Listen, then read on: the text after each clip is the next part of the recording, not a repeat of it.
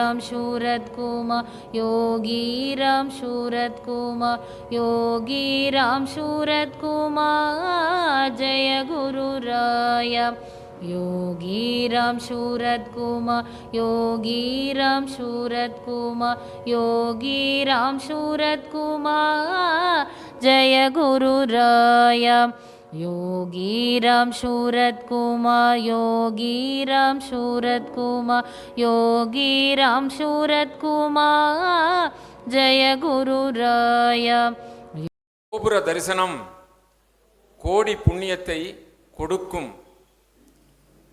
நம்முடைய ஆனந்த குருகுலத்திலும் அத்தகைய கோபுர வாசல் இன்று திறக்கப்பட்டிருக்கிறது. அது தோரண வாயில், அத்தோடு கூடி கோபுர வாயில். பகவான் அந்த கோபுரத்தின் இருபுறங்களிலும் இரு கரங்களையும் தூக்கி நம்மை எல்லாம் ஆசீர்வதித்து கொண்டிருக்கிறார். பக்கத்திலே சங்கு சக்கரம், மாலின், திருமாலின், விஷ்ணுவின், மகாவிஷ்ணுவின் கையில் நீங்காது நிலைத்திருக்கின்ற இருபெரும் ஆழ்வார்கள், சக்கரத்தாழ்வார், சங்கு ஆழ்வார். சக்கரம் சுதர்சன சக்கரமும் பாஞ்சசன்யமும் பகவானை விட்டு நீங்காது நிலைத்திருக்கும். அதுபோல மகா பெரிய கோபுர வாயில் நமக்கு பகவான் அருளியிருக்கிறார். அந்த கோபுர வாயிலை நமக்கு மனம் உவந்து ஈகை குணமுடைய நல்ல பண்பாளர், இறை பக்தியுடையவர், ஆன்ம நேயமுடையவர், அறிவில் சிறந்தவர், ஆற்றலில் மேலானவர், இப்படிப்பட்ட எல்லா குணநலன்களும் மேலோங்கிய ஒரு தவசீலர், ஒரு மாமனிதர். செயற்கரிய செய்வார் பெரியர் அல்லவா? அப்படிப்பட்ட செயற்கரிய காரியத்தை செய்திருப்பவர்கள் நம்முடைய மதிப்பிற்கும் மரியாதைக்கும் உரிய வேல் சுந்தர ஐயா அவர்கள். அவர்களை இங்கே நாம் அழைக்கிறோம். அவர்களை அறிமுகப்படுத்துவதிலும் அவர்களுடைய மேன்மையான குணங்களிலும் குணநலன்களையும் சொல்வதிலும் நாம் மிக மகிழ்வடைகிறோம். அவர் நம் குருநாதருடைய அன்பு பிள்ளை. அவர் பார்ப்பதற்கும் தோற்றத்திலும் எளியவர், காட்சிக்கு எளியவர், ஆனால் கருத்தில் உயர்ந்தவர், எண்ணுவதற்கு அரியவர், எண்ணத்தால் உயர்ந்தவர். அப்படிப்பட்டவர் நம்முடைய மண்டைக்காடு அருகாமையில் இருக்கக்கூடிய பருத்தி விளையிலே அன்பிற்கும் பெருமைக்கும் உரிய ஐயா உயர்திரு தங்கசுவாமி நாடார் அவர்களுடைய அருந்தவ புதல்வர். ஒரு 20-25 ஆண்டுகளுக்கு மேலாக நாம் அவர்களையும் அவர்களுடைய திரு குடும்பத்தையும் பற்றி அறிவோம். மிகச்சிறந்த பெருமைக்கு உடையவர். இந்த உலக வாழ்விலே அருளை பெறுவதும் பொருளை பெறுவதும் அரிதிலும் அரிது. பொருள் மட்டும் பெற்றவர்கள் ஏராளமாக இருப்பார்கள். ஆனால் அருளும் பொருளும் பெற்று அந்த சிறப்பு அம்சமாக வாழ்பவர்கள் மிக குறைந்தவர்கள். கோடானு கோடி பேர்கள் நல்ல வசதி படைத்தவர்களாக, வாய்ப்பு படைத்தவர்களாக, கோடீஸ்வரர்களாக இருக்கலாம். ஆனால் எண்ணத்தால் உயர்வது என்பது எல்லோருக்கும் இயலாது. இவர்கள் ஒரு சாதாரண நிலையிலே இருந்து அவர்களுடைய முயற்சியினால் நல்ல பட்டப்படிப்பு, மேல் படிப்புகளை படித்து டாக்டர் பட்டம் பெற்று அவருடைய அரும்பெரும் முயற்சியினால் மிக மிக பல தடயங்களை கடந்து வெற்றி மேல் வெற்றி என்று சொல்லுகின்ற விதத்திலே வெற்றி வாகை சூடி அவர்களுடைய அந்த தொழிற்சாலைக்கெல்லாம் எப்பொழுதெல்லாம் சென்னைக்கு போவோமோ அவர்கள் அறிந்து கொண்டால் கட்டாயமாக நம்மை அழைத்து அந்த இடங்களெல்லாம் பார்த்து, அப்படி அவர்களுக்கும் ஒரு மகிழ்ச்சி நம்முடைய ஆனந்த குருகுலத்தை பற்றி. அவர்கள் நம்முடைய இந்த ஆனந்த குருகுலம் மட்டுமல்ல, சிறப்பான நிறைய பல சேவைகள் செய்திருக்கிறார்கள். மண்டைக்காடு நம்முடைய பகவதி அம்மன் ஆலயத்திலே அவர்கள் தோரண வாயில் அமைத்து கொடுத்திருக்கிறார்கள். இன்னும் பல இடங்களிலே பல காரியங்களை செய்து கொண்டிருக்கிறார்கள்.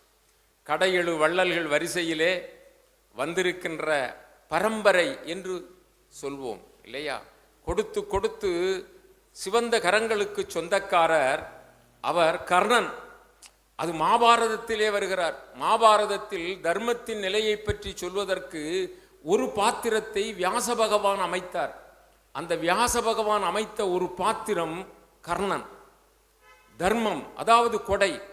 கொடை என்று சொன்னால் அந்த கர்ணனை மாதிரி கொடுத்தல் அரிது என்று சொல்லுகின்ற விதத்திலே அவர் அங்கே சித்தரித்து காட்டுகிறார்.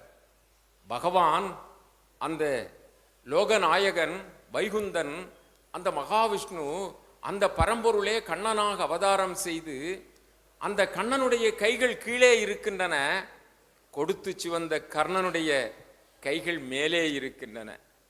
அமல நாரணனாக சென்று யாசிக்கிறார், அப்பா கொடு என்று கேட்கிறார். எந்த கட்டத்தில்? அவர்பால் யாதும் பொருள் இல்லாத கட்டத்தில் கூட. ஆயினும் அவருடைய கொடைத்தன்மையை பாருங்கள். உயிரே வேண்டினும் எனினும் கொடுக்கின்றேன், என் உடைமைகள் இருக்கின்றதை கேட்பீர்கள் என்றால் நான் புண்ணியம் செய்தவனாக ஆகின்றேன். அப்பா கர்ணா, உன்னிடம் இருப்பதைத்தான் கேட்கிறேன், கேளுங்கள் அப்படி என்றார். நீ செய் புண்ணியத்தை கொடு என்றார் இல்லையா? கர்ணன் ஒரு கணம் கூட அவன் சிந்திக்கவில்லை. கொடுத்தேன் என்று சொன்னான், தந்தேன் என்று சொன்னான். இடது கையில் இருந்த தங்க கிண்ணம் வலது கைக்கு வருவதற்குள் மனம் வாரிவிடக் கூடாதே என்று இடது கையாலே கொடுத்தவன் அல்லவா அந்த கொடையாளி கர்ணன். இப்பொழுது அந்த கொடையை பெற்றுக்கொண்ட அந்த நாரணன் அவர் சொல்லுவார், அப்பா உனக்கு என்ன வரம் வேண்டும் என்று. அந்த நேரத்தில் தான் கர்ணனை பாருங்கள், அவனுடைய இயல்பான கொடையை பாருங்கள். அன்பு சகோதரர் நம்முடைய வேல் சுந்தர் அவர்கள் அந்த பரம்பரையில் வந்தவர். அதனால் நான் ஏதோ பாராட்டுக்கு சொல்லுகிறேன் என்று சொல்லவில்லை. பாருங்கள், 6 லட்சம் ரூபாய் செலவிலே ஒரு அழகிய விமானத்தோடு மேலே தங்க கலசங்கள் 5 மின்ன தரணி உள்ளளவும் நிலைத்திருக்கிற விதத்திலே ஒரு கோபுரத்தை அமைத்திருக்கிறார் என்று சொன்னால் அந்த கொடையின் சிறப்பு எப்படிப்பட்டது பாருங்கள். ஆகவே உனக்கு என்ன வரம் வேண்டும் என்று கேட்டார். அந்த கர்ணன் கேட்கிறான், அல்லல் வெவ்வினையால் இன்னமும் உற்பவம் உண்டாயின். அப்பா, எனக்கு இன்னும் பிறவி ஒருவேளை நான் செய்த வினையின் காரணமாக ஏற்படுமாயின் 7 பிறப்பும் இல்லை என்று உரைப்போர்க்கு இல்லை என்று சொல்லாத இதயத்தை எனக்கு கொடு என்றான். அதுதான் இதயம், அது பிறப்பால் அமைவது. வேல் சுந்தர் அவர்களுக்கு அது பிறப்பால் அமைந்திருக்கிறது. ஆகவே கண்ண பரமாத்மா கர்ணன் கொடையாளியிடம் தோற்றுவிட்டார். ஆகவே இப்பொழுது அவர் தன்னுடைய விஸ்வரூபத்தை காட்டுகிறார். தன்னுடைய விஸ்வரூபத்தை காட்சியை கொடுக்கிறார். கர்ணனுக்கு அந்த காட்சி கிடைத்தது. கொடையாளி கர்ணனுக்கு அந்த காட்சி கிடைத்தது.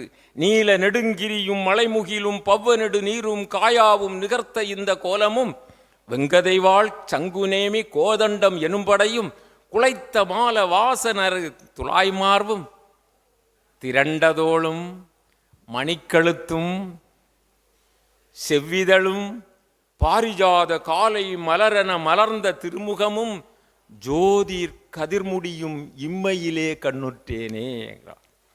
கடவுளை தேடி செல்ல வேண்டியதில்லை. நல்லுள்ளத்தோடு நன்மனத்தோடு தான் பெற்றிருக்கின்ற செல்வத்தை இந்த தரணிக்கும் ஒரு பங்கு கொடுக்கின்ற தயாபரர்கள் அவர்கள் முன்னில் கண்ணன் தோற்று போய்விட்டார். ஆகவே தன்னுடைய காட்சியை கொடுக்கிறார். காட்சியை கொடுத்த மாத்திரத்திலே மைத்துனா என்று அழைத்து மார்புறத் தழுவி கண்ணன் அந்த கண்மலர் அருவிபாய அந்த சிவந்த தாமரை மலர்களால் அவனை தழுவிக்கொண்டு, அப்பா நீ எல்லாவற்றிலும் மேலானவன் என்று வாழ்த்துகிறார். இதுதான் இந்த வாழ்த்து. அவன் சொல்லுவான், வான்பெற்ற நதிகமல்தாள் வணங்கப் பெற்றேன், மதிபெற்ற திருவுளத்தால் மதிக்கப் பெற்றேன், தேன் பெற்ற துளாயலங்கள் களபமார்வும் திருப்புயமும் தைவந்து தீண்டப் பெற்றேன், யான் பெற்ற பெருந்தவப்பேறு இருநிலத்தில் யாவர் பெற்றார் அப்படிங்கிறார். அது மாதிரி இவர் பெருமைக்குரியவர், போற்றுதலுக்குரியவர்.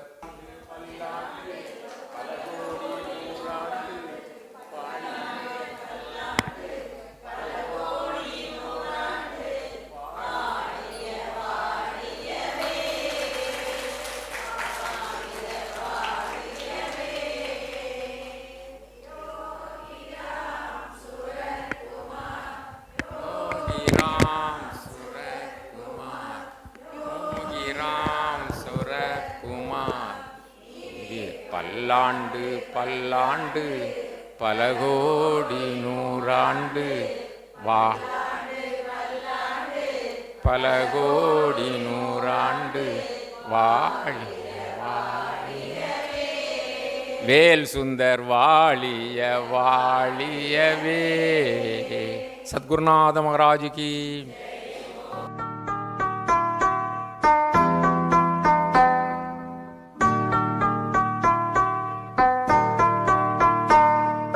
योगी राम सूरत कुमार जय गुरु